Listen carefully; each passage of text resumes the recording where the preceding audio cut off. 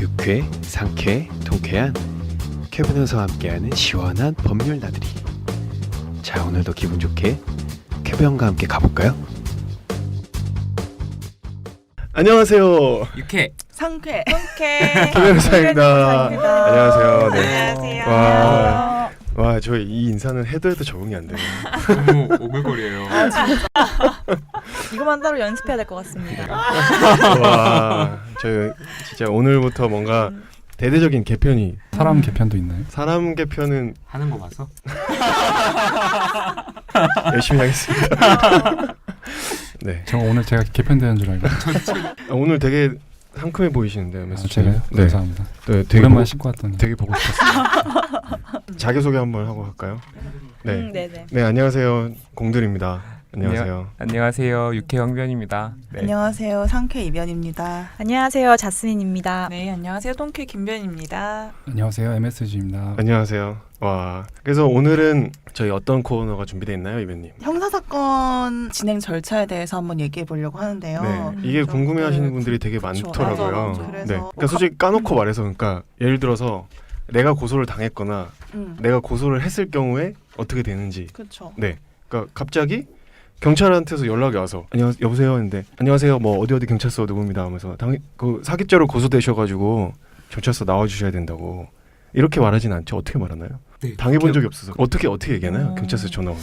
근데 제가 피의자로 전화 받아본 적은 없어가지고. 그러니까 되게 제가 알기로는 저도 이제 들은 거죠. 제가 당하진 않았고 원래는 정식으로 하려면 우편으로 보내야 돼요. 네, 피의자 출석 요구서. 요구서를 보내야 되는데 그렇게 하시는 경우는 정말 소수인 것 같고 대다수는 문자로 통보를 하시거나 전화를 통해서 뭐 이렇게 뭐 누구한테 고소가 들어왔다 아니면 뭐 이런 사건 때문에 잠시 좀 나와달라 뭐 이런 식으로 얘기하고 그 포인트에서 우리가 좀 조심해야 될 게 내가 어떤 신분으로 나가는 건지가 굉장히 중요해요. 그렇죠.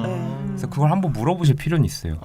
내가 피의자 신분이냐 단순 참고인 신분이냐 이런 것들은 확실히 좀 물어봐서 확인을 하시고 나가실 필요가 맞습니다. 있고 애매하면 내가 피의자 신분으로 그리고 뭔가 내가 잘못한 게 있다 뭔가 좀 걸리는 것이 있다 이러면 빠르게 변호사 선임을 하셔서 함께 출석하시는 것이 근데 자신의 내가 방어권을 참고인으로 나갔다가 피의자가 될 수도 있잖아요. 그러는 그래서 본것 경우들이 같은데. 많이 근데 많이 있는 검찰에서 것 같아요. 전화 오는 거는 이상한 거죠. 보이스피싱. 저 전화 왔어요. 아니요 검찰에서 검찰에서 전화 올 수 출석 있어요. 요구해요. 아, 그래요? 예, 전화 와서요? 예. 저 3번 정도 왔었는데 최근에. 진짜요? 저 안 나가면. 안 나가면 어떻게 돼요? 철컹철컹. 저는 보이스피싱인 줄 알고 네. 귀찮게 하지 말라고 그랬거든요. 진짜요? 네. 근데 문자랑 전화를 하면 너무 보이스피싱 같지 않아요? 안 그래도 요즘에 그 캠페인으로 보이스피싱 당하지 말라고 원래 전화로 안 하고 뭐 서면으로 하는 게 원칙이라고 뭐 아까 황민님 말씀하셨듯이. 그래서 저도 만약에 전화로 출석하라고 전화 오면 안 나갈 것 같은데. 근데 어디로 나오라고 하는 거는 사실 그러니까 보이스피싱의 경우에는 뭐 통장이 어떻게 잘못 이용됐으니까 통장에서 돈을 인출해서 어디로 나와라 무슨 역 앞에 우리 직원이 기다리고 있을 테니까 검은 양복을 입고 있다 거기서 뭐 서류를 주면 그걸 받고 돈을 주면 된다 이런 식으로 진행되잖아요. 그냥 단순히 검찰청 뭐 몇 호실에 나와서 참고인 신분을 조사 한번 받아야겠다 이렇게 딱 끝나진 않으니까. 그럼 그런 식으로 요구하면 그건 맞죠 사실. 보이스피싱이라고 네. 끊으면 네. 체포될 수도 있어요. 끊어버렸는데 그냥. 괜찮아. 외소실로 나오라 그랬어요? 아니 그런 얘기 듣기 전에 끊어버렸는데 그냥. 그러면은 더 이상 연락이 안 왔으면 괜찮을 거예요. 저도 받은 적 있어요. 근데 보이스피싱 전화. 전형적인 유형의 보이스피싱. 검찰청 수사관을 사칭하는 혹은 금감원 맞아요. 직원을 사칭해서 당신의 통장이 범죄에 이용돼서 조사할 것이 있으니 혹은 지금 빨리 돈을 인출해라. 안 그러면 뭐 이렇게. 어쨌든 조심하시고요. 네. 이게 만약에 보이스피싱이 아니라 진짜로 경찰에서 연락이 왔다. 그러면은 그 다음에는 어떻게 되는 건가요? 일단 그걸 살펴보기 전에 형사사건이 어떻게 진행이 되는지 어떻게 나눌 수가 있는지를 먼저 좀 보면 일단 수사 단계랑 이제 공판 단계, 그러니까 말하자면 재판 단계인 거죠. 그리고 재판이 끝나고 형이 확정돼서 집행하는 단계. 이렇게 그냥 형사사건이 처음부터 종결까지 그렇게 본다면 그렇게 나눌 수 있을 것 같아요. 근데 일단, 오늘은 수사 단계에 그쵸, 네. 대해서만 하는 거죠? 네, 그래서 일단 경찰에서 전화가 오면 뭐 아까 말씀하셨지만 이제 참고인인지 내가 참고인인지 피의자인지 이런 거는 물어봐야 되는데 경찰이 수사를 개시할 때는 고소장이나 고발장이 접수가 됐거나 아니면 경찰 단계에서 경찰이 인지를 했거나 어떤 사건에 대해서 그리고 범죄를 저지르고 있는 상황에서 경찰이 현행범을 세포를 했거나 그런 식으로 이제 수사가 개시가 돼요. 그러면 이제 경찰이 조사를 해야 되잖아요. 그러면 그 피의자나 참고인들을 불러서 조사를 하고 관련 사람들을 신문하고 증거를 수집한 다음에 그렇게 조사를 하면 경찰은 이제 그 사건을 뭐 본인이 판단하기에는 이거 혐의가 있다, 인정됐다, 아니면 혐의가 없다 이렇게 의견을 붙여가지고 검찰에 송치를 해요. 검찰에 올리면 검찰이 이제 그 경찰이 수사한 부분에서 부족한 거를 더 수사를 보완을 하고 그렇게 해서 검찰이 판단하기에 이제 어느 정도 무르익었다 하면 검사가 처분을 하죠. 신화 멤버 그 이민우가 검찰에 송치됐다고 한 게 이제 그 방금 말씀하신 것처럼 그쵸. 경찰에서 경찰이 조사를 하고 검찰한테 넘겨서 네. 너네가 해라. 네네. 맞아요.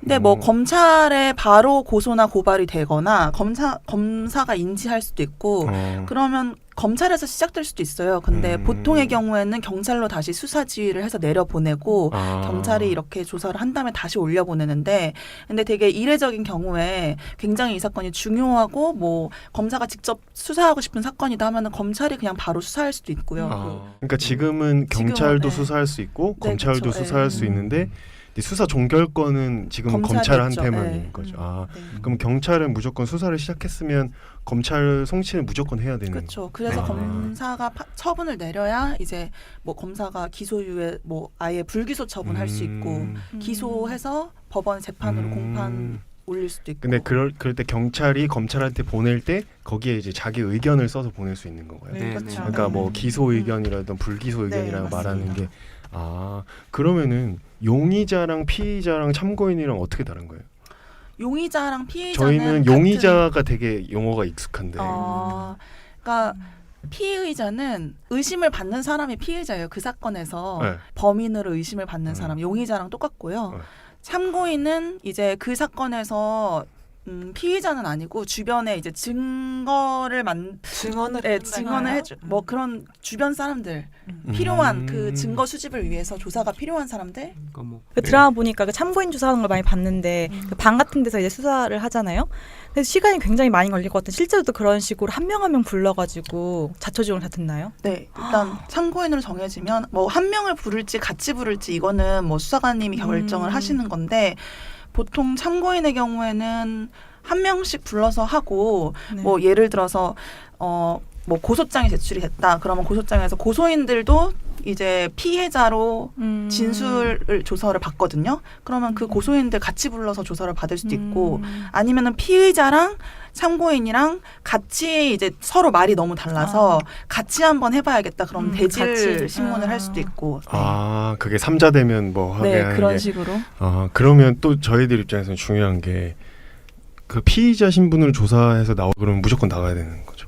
그렇죠. 안 나가면 참고인 안 나가도 돼요? 참고인은 안 나가도. 뭐 이제 강제할 수는 없는 걸로 알고 있는데 근데 이제 수사기관의 수사 기법인데 마치 내가 안 나가면 위해가 올 것 같은 뉘앙스 약간 뭐 그런 거죠. 그러니까 아까 말씀드렸듯이 내가 참고인이지만 피의자로 전환될 수도 있는 그쵸. 거거든요. 네. 약간 그런 미묘한 뉘앙스를 풍기면 사실 안 나가기 되게 어렵죠. 네. 피의자로 나오라고 해도 뭐 예를 들어서 오늘이 뭐 토요일인데 월요일 아침 9시에 나오세요 이런다고 해서 뭐 반드시 그때 나가야 되는 거는 아니고 좀 다시 전화를 해서 이런 사정이 있으니까 조정을 해달라 이렇게 말씀드리면. 네. 근데 정말 이제 아까 말씀드린 사례처럼 이렇게 누군가 이렇게 싸움이 있어서 목격한 사람인데 사실 그 사람은 협조해주기 위해서 나가는 거잖아요. 그건 당연히 그냥 뭐 평범한 시민인데 그냥 수사에 협조하는 차원에서 도와주는 거니까 그럴 때는 당연히 편의를 봐줘서 최대한 참고인 일정에 맞춰서 이제 수사 일정을 조율을 하는 게 맞을 거고요.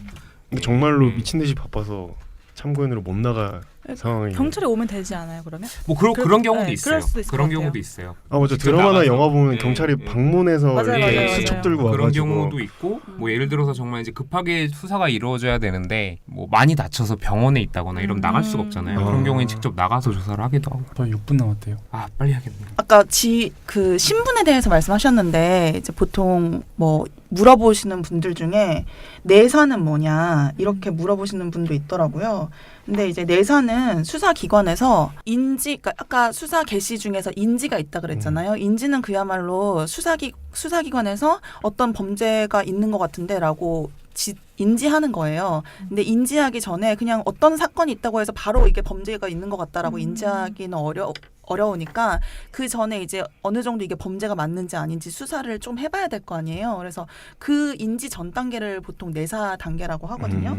그래서 그때는 뭐 그때의 혐의자는 피내사자라고 하는데 피내사자는 사실상 피의자랑은 동일한 지위라고 봐도 되잖아요. 그래서 피의자의 권리를 주장할 수도 있는 거고. 그러니까 네. 뭔가 검찰이 냄새, 소위 말하는 냄새를 받고, 그렇죠. 네. 그러니까 한번 이렇게 조사를 한번 확인해보는 해보는 거죠. 거네. 한번 해보고 이거를 키울 만한 네. 그 건덕지가 있는지를. 그렇죠. 누가 제보를 했다던가 그러면은 제보를 했다고 해서 누가 고소나 고발을 한 게 아니니까 바로 이게 범죄구나 하고 돌입하기는 어렵잖아요. 그러니까 이게 진짜 이게 사실인가 하면서 이렇게 찾아 조사를 하는 그런 과정을 내사라고 그 검찰이 그걸 하면 안 된다고 뭐지? 타겟해서 조사, 표적 수사. 그러면 표적 수사 할 때도 이거 내사를 해갖고 표적 수사를 하는. 근데 표적 수사는 뭐 불법인 건 아니에요. 예를 들면 마약범이라고 했을 때 마약을 할 생각이 전혀 없는데 막 경찰이 이거 마약 이거 한번 해봐 되게 좋아 이러면서 꼬드겨가지고 얘가 했다. 그거는 함정 수사 아니에요? 그러니까요.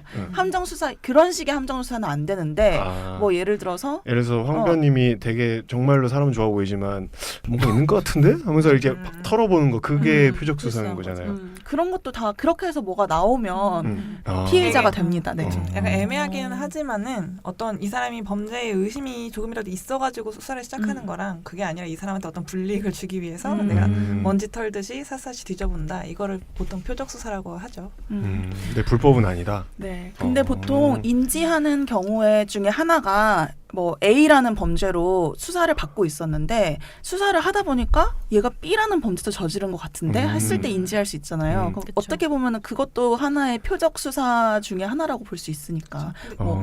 그게 애매하긴 하지만 표적 수사인 게 너무 분명할 경우에는 불법일 수 있어요. 수사는 범죄의 혐의가 있을 때 할 수 있는 거기 때문에 정말 명백하게 아무것도 없는데 내가 처음부터 약간 바텀업식으로 다 뒤져본다 하는 거는 불법이죠.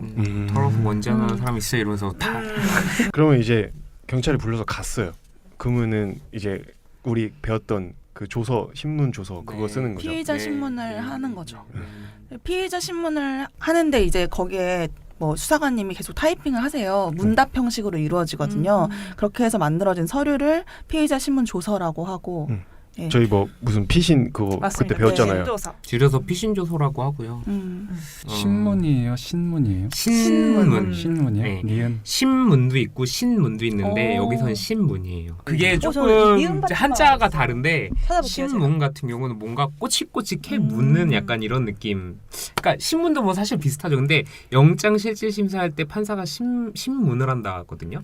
예, 그럴 땐 신문이라는 표현을 쓰고 이거는 수사기관에서는 피의자 신문 예, 이라고 해요. 발음도 비슷해가지고 보통 근데 이제 신문은 법원에서 할 때 법원에서 이제 법정에서 신문한다고 많이 하고 왠지 하는 것 같아요. 신문은 그렇죠? 깊을심일 것 같고.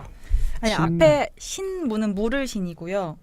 미음 받침 신문의 심은 살필심. 그러니까 그래서 아마 이제 법원에서 쓸 때는 주로 그 표현을 쓰는 것 같아요. 약간 살펴. 판사가 신문한다. 전지전능한 권능을 가지고. 법원에서도 증인 신문한다 할 때는 신이거든요. 증인 신문. 그때는 이제 문답을 하는 거니까. 오늘은 피신 조서까지 말한 걸로. 아 근데 피신조서 꿀팁인데 그 마지막에 자기가 말한 대로 정말 그대로 잘 적혀 있는지 내 맞아요. 의도가 잘 적혀 있는지 마지막에 한번 본인이 확인하는 절차가 있거든요. 꼭 잘 읽어보셔야 꼭 잘 읽어보시고 만약에 내가 말한 대로 안 적혀 있거나 혹은 말한 의도랑은 다르게 미묘하게 다르게 적혀 있는 경우들도 있거든요. 그럴 때는 반드시 수정을 요청하셔야 되고 맞습니다. 그 수정을 요청했을 때는 거절하면 안 돼요. 그 수사규칙상에서 그렇게 하면 안 되게 돼 있고 그거는 반드시 그렇게 하신 다음에 뭐 들어주냐면 그냥 날인 거부하고 나오셔도 돼요. 그러면 그거는 법적 효력이 없어요. 나중에 재판 갔을 때. 피신 조서가 나중에 굉장히 중요한 증거로 쓰이기 때문에 좀 이게 내가 안 되겠. 끝났대요. 아, 안녕히 계세요. 아, 네.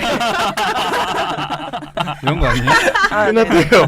저희 그러면 피신 주소 꿀팁 다음 시간에 다음에 이어서 만나요. 네 알겠습니다. 네 안녕히 계세요. 감사합니다. 네 오늘 이렇게 끝나는 게 맞는 건가요? 오늘 방송 잘 들으셨나요? 가시기 전에 구독, 즐겨찾기, 좋아요 그리고 하트 잊지 마시고요. 댓글도 좀 남겨주세요. 그럼 다음 시간에도 캐변과 함께하러 와주실 거죠?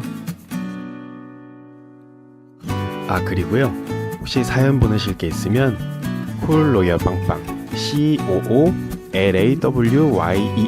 00 gmail.com으로 보내주세요.